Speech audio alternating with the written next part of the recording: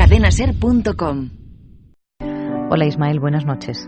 Hola, buenas noches. Adelante, desde Valencia. Desde Godella, en Valencia. Sí. Muy bien. Bueno, yo llamaba en relación con el término diversidad funcional que hablasteis anoche. Sí. Pues yo quería explicar, yo soy miembro del Foro de Vida Independiente, Ajá. que es una agrupación de personas con diversidad funcional de todo tipo, que de España y de otros países, que a través de Internet nos comunicamos, debatimos, reflexionamos y reivindicamos, etcétera. Entonces, el término diversidad funcional surgió en el seno del Foro de Vida Independiente en el año 2005 y nosotros pues desde entonces lo utilizamos e intentamos que cada día se utilice más. Ismael, vamos a recordar que el término diversidad funcional es una propuesta que hacen ustedes para no utilizar otros términos como, por ejemplo, minusvalía o incluso discapacidad, que es un término que recomendó la OMS. Sí, es que en ese sentido creo dos cosas. Diversidad funcional, por primera vez, es un término que no tiene una connotación negativa ni peyorativa, como estos que usted menciona. Y por segunda característica, es un término surgido desde nosotros, Ajá. no desde la OMS. Claro. Surgido precisamente por las personas, digamos, implicadas, que nos gusta ser denominadas de esa forma.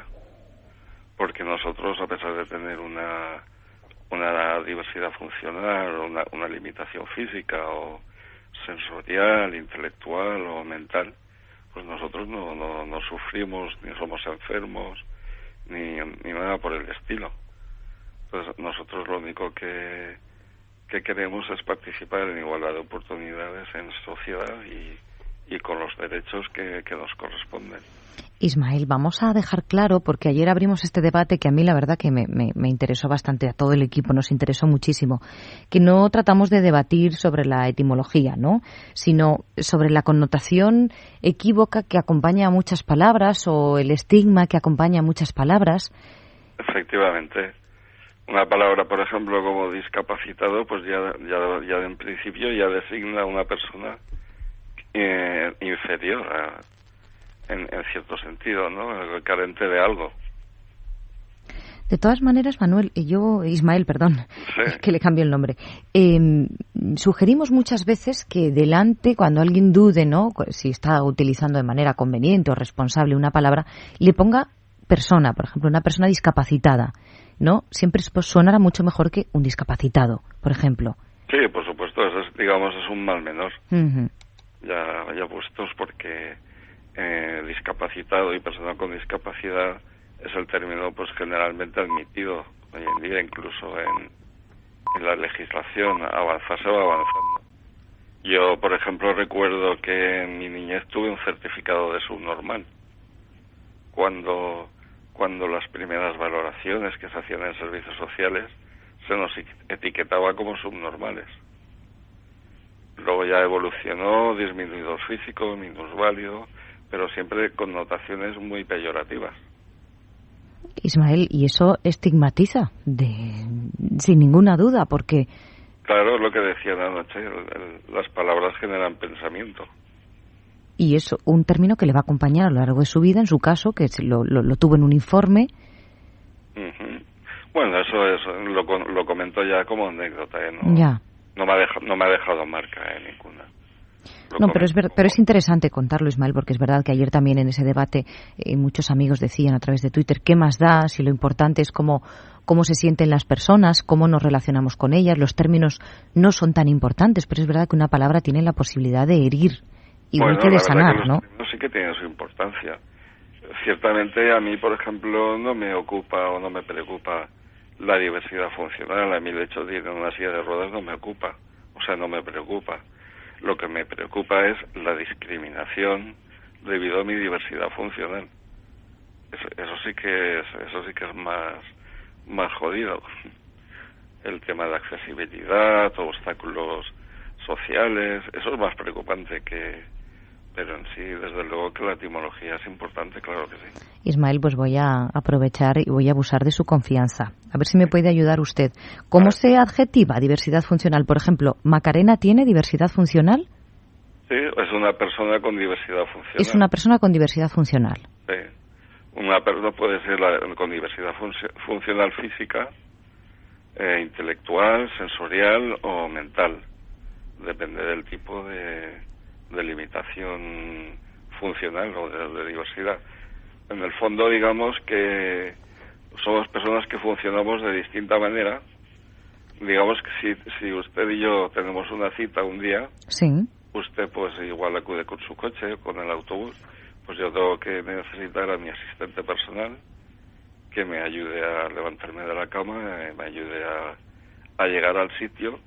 Usted va andando y yo voy rodando, pero al final llegamos al mismo punto y usted toma café y yo tomo café.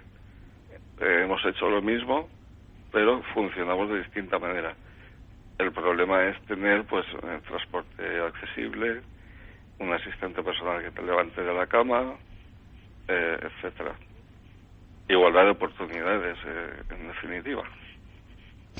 Ismael, con Cristina, ayer con la presidenta de Amecopress, la agencia de información especializada en periodismo con perspectiva de género, nos hablaba de la responsabilidad que tenemos desde los medios de comunicación, la responsabilidad lingüística.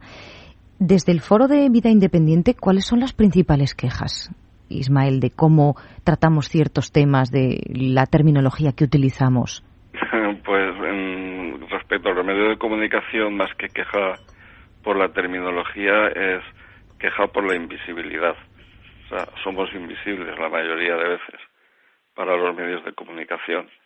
O sea, nosotros, por ejemplo, este año hemos organizado en Madrid, con todas las dificultades que tenemos, la 7ª marcha por la visibilidad de las personas con diversidad funcional. Y apenas hay repercusión en los medios. Por primera vez este año salió una reseña de unos segundos en el telediario de la televisión española, la primera de mediodía, creo recordar. Pero normalmente es la invisibilidad, no solemos interesar demasiado. Por ejemplo, yo le diría, está en actualidad la sentencia que hubo ayer en el Tribunal de Estrasburgo, sí, por una violación de derechos humanos. Hay una convención, la Convención de la ONU sobre los derechos de las personas con discapacidad, que el gobierno y las administraciones en España vulneran todos los días nuestros derechos y no pasa nada. Hay inmunidad, o sea, no se nos impide el acceso a los niños a la escuela en condiciones normales, se les relega a guetos en centros de educación especial o a nosotros se nos tiende a institucionalizar en residencias antes de tener acceso a la asistencia personal, que es un derecho y que además de ser un derecho incluso es más económico que una institucionalización. Ajá. Y ya le digo, no pasa nada, y es un tratado internacional firmado por el gobierno de España de obligado cumplimiento porque tiene el mismo rango que la Constitución y no pasa nada. Entonces, pues un poco si fuéramos algo más visibles, probablemente estas situaciones tendrían algo más de arreglo, ¿no? Empezamos... Y no es ningún reproche, simplemente es No, es que está fenomenal, Ismael, y para eso tenemos que hablar, para intercambiar opiniones, desde luego. Uh-huh. Ismael, empezamos con el lenguaje, pero vamos a por la visibilidad. Sepa usted que a nosotros nos interesa, o sea, que estemos en contacto con ese café que ha propuesto así a modo de ejemplo. Uh-huh. Si yo paso por Valencia o viene usted por Madrid, nos lo tomamos, lleguemos como lleguemos cada uno. De acuerdo. Vale, y de todas maneras estamos pendientes y sepa usted que aquí siempre tienen un hueco. Muy bien, muchas gracias, buenas noches. Gracias a usted por llamar. Por el programa. Un abrazo.